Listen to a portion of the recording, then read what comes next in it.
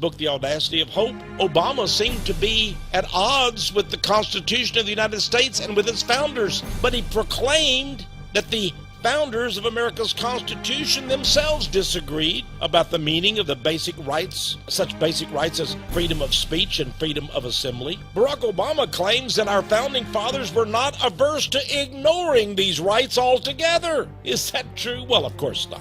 But Obama, in his book, The Audacity of Hope, says, it is unrealistic to believe that a judge, 200 years later, can somehow discern the original intent of the founders or ratifiers of the Constitution. He is saying, dear friends, that even our founding fathers often ignored the Constitution and its Bill of Rights. Barack Obama is claiming that no judge now, 200 years later, can really know the original intent. Now, friends, our founders gave us nationalism. They gave us the United States of America, and we have shed a lot of blood to keep it that way. But Lenin, in his book on the Jewish question, page 17, says that Marxism is incompatible with nationalism. In other words, American sovereignty must go. Is it a surprise then that Zbigniew Brzezinski, former advisor to President Jimmy Carter and now a behind-the-scenes advisor to President Barack Obama, also agreed with Lenin? He states, quote, nationalism is no longer a viable concept. This man is advisor to Barack Obama. Please read for yourself what he says in his book, Between Two Ages. Brzezinski states that Marxism represents a further vital and creative stage in the maturing of man's universal vision. He says Marxism is a victory of reason over belief in God. It is no wonder then that one Christian writer, Bob Treves, in his excellent publication Cherith Chronicles, warns about Barack Obama and his presidency. Obama, said Mr. Treves, is truly a dark, shadowy character from the Marxist mafia underworld. And he notes that secret societies are protecting and guiding this man to set in place totalitarian rule in America, telling Obama what to say and telling him what to do. But again, let's go to the words of Obama himself. Tell me, dear friends, do these sound like words of our founding fathers or the greatest of American presidents, or do they sound like they're words out of the mouth of a Marxist socialist?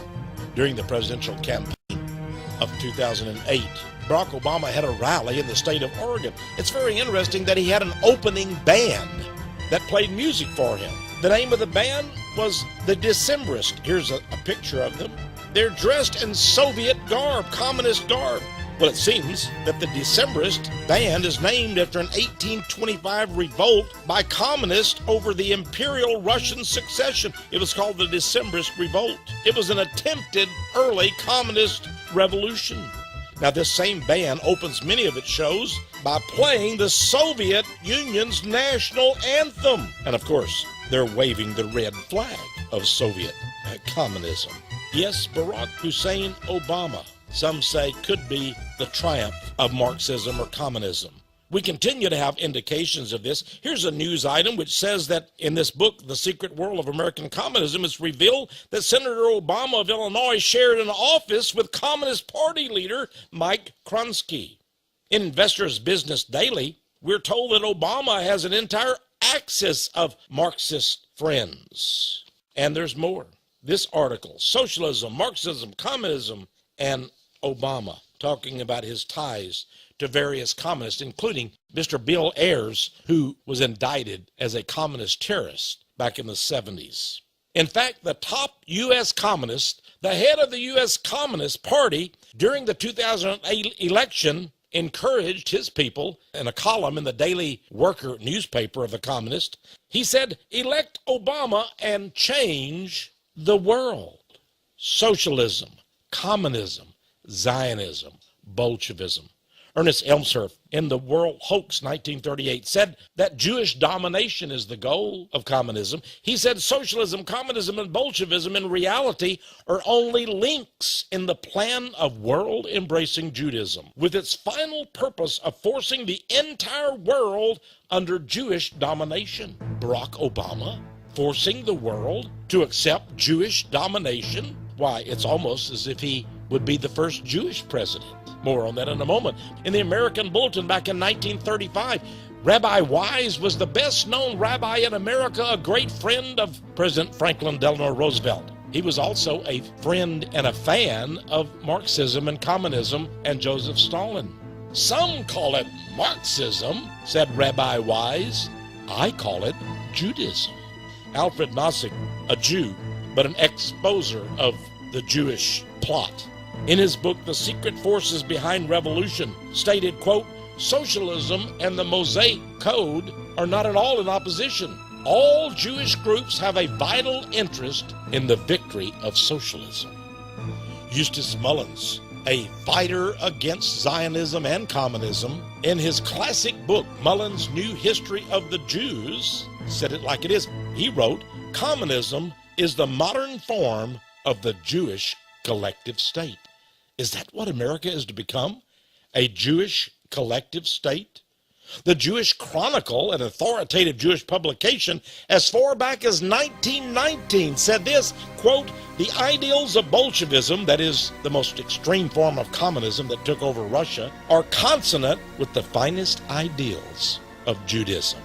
Will America be taken over? Is it being taken over step by step, as Trotsky warned and advocated?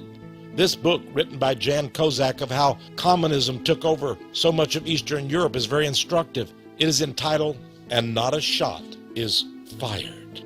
Again, we turn to the Protocols of the Learned Elders of Zion, Protocol number 10. They choose for political office the Zionist Illuminati, the Rothschilds, men with dark stains in their past. That's who they want. In order that our scheme may produce this result, we shall arrange elections in favor of such presidents as have in their past some dark, undiscovered stain, some Panama or other. Then they will be trustworthy agents for the accomplishment of our plans out of fear of revelations.